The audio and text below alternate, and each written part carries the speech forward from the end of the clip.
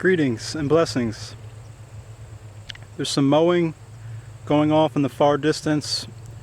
Try to not focus on that. Today is a big day. I just aligned a land exchange program that's going to allow me to expand my farm and bring more food to my community. So one love to the whole family. And we'll talk more about that in the future. But for right now, today, Wednesday, October 4th, 2023, let's see what that expansion project entails. I just got permission to draw up a 80-foot by 80-foot growing space and an extension along the back half will entail a 30-foot by 30-foot square for two 10-foot wide by 30-foot long greenhouses.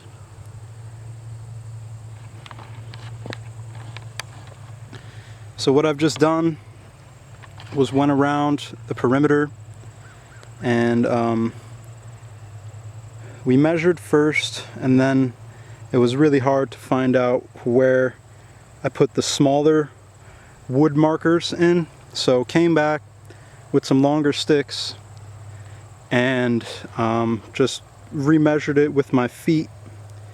So this is it. Future Jay's grass-fed garden plot. We can walk down the 80 feet to the other marker, but so plans, I'm gonna scythe all of this to the ground and I'm gonna basically move it around in the ways that I want to, but all of this biomass I'm gonna lay right on top of the ground. I'm not gonna till it, I'm not gonna turn the soil over. I'm gonna prepare my pathways and my beds. I'm gonna do wood chip pathways, just like my garden that I have now, Jay's Grass-Fed Garden 1. I'm gonna recreate the same exact thing, same exact way it is. Wood chip pathways, raised beds. I'm just not doing an initial till. Like, I flipped the soil at my first garden with a shovel and made the beds that way. I didn't till it, but I turned over the soil. I'm not going to do that here. So scythe all the biomass down to the ground, lay it on top, form the beds and the pathways, and then I will plant my garlic in a few weeks directly into those pre-prepared beds. I will move over all of my nursery stock, elderberry cuttings, raspberries, Jerusalem artichokes, currants, josta berries, and I will start to prepare nursery expansion beds, black walnut seeds that I've been collecting, apple seed pulp, pear pulp, and all of those will be prepared into beds as well. So today here it's 84 degrees in southern Vermont. It seems to be getting warmer and warmer each year.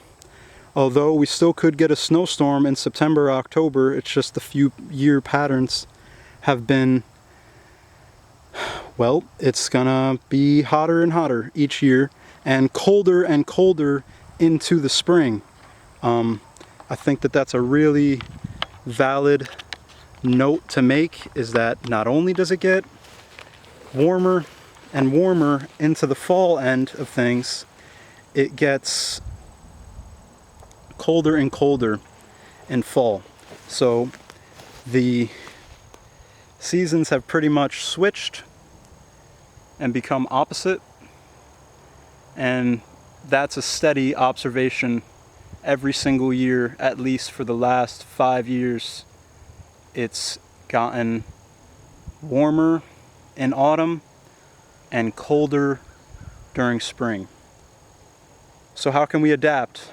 Well, we can select our own seed for cold hardy locally adapted varieties. We can seek out varieties that are already adapted and pretty much plan for anything at any time of the year. We can use greenhouses, we can use row cover, but something that I'll be tapping into 2024 is what can we do in an open field context with the least amount of interaction possible by selecting already cold hardy adapted varieties that are already adapted down to 5 degrees. Possibly with just one layer of row cover, we can be harvesting January cabbage and Italian radicchio into February.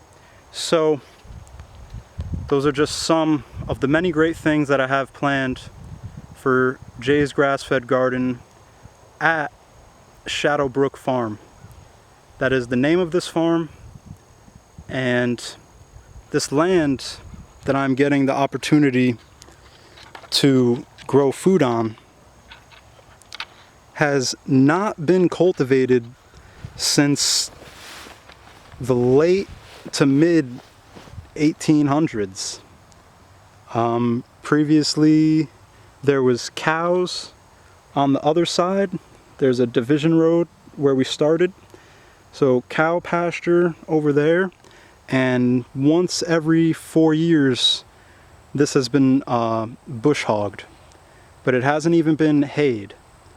So basically for the last 150 to 200 years, this field has been in a cover crop. So the fertility here is basically just waiting to be tapped into and accessed. Along with that will come increasing the overall soil life, which will help to maintain a happy nutrient balance rather than just planting crops, tilling it, depleting it, degrading the land, degrading the resources. We're going to be building the soil life, and regenerating for this land. And once again, I'm just grateful and honored. Here's that other stake out there,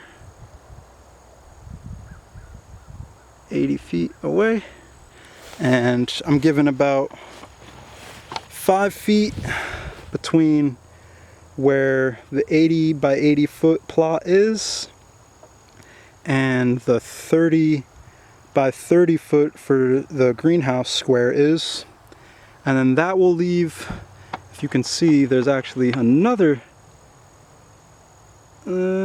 somewhere out here. There's another stick out there, and then that will leave for the back half towards the north.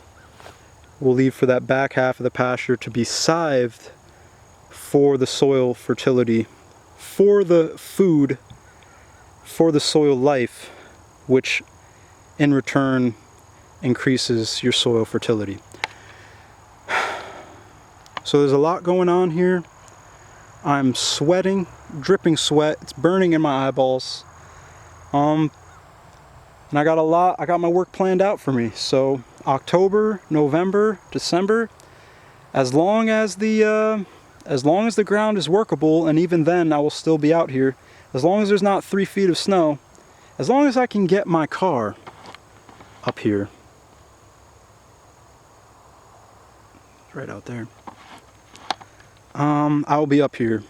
If I'm not working, then I'll be up here working towards 2024 growing season, Jay's Grass-Fed Garden expansion project, permaculture, regenerative farming, and growing food year-round for myself and my family, and after that will be for the community.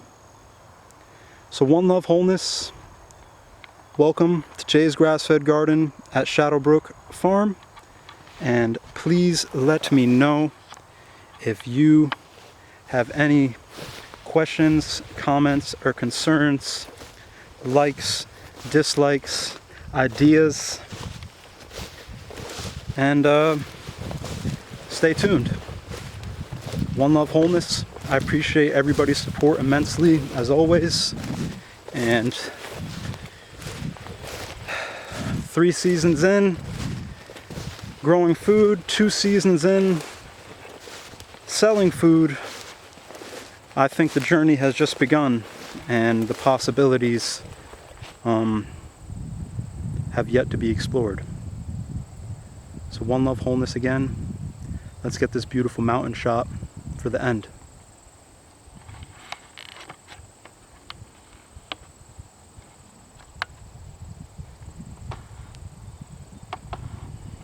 It's Mount Anthony, the Taconic Mountains,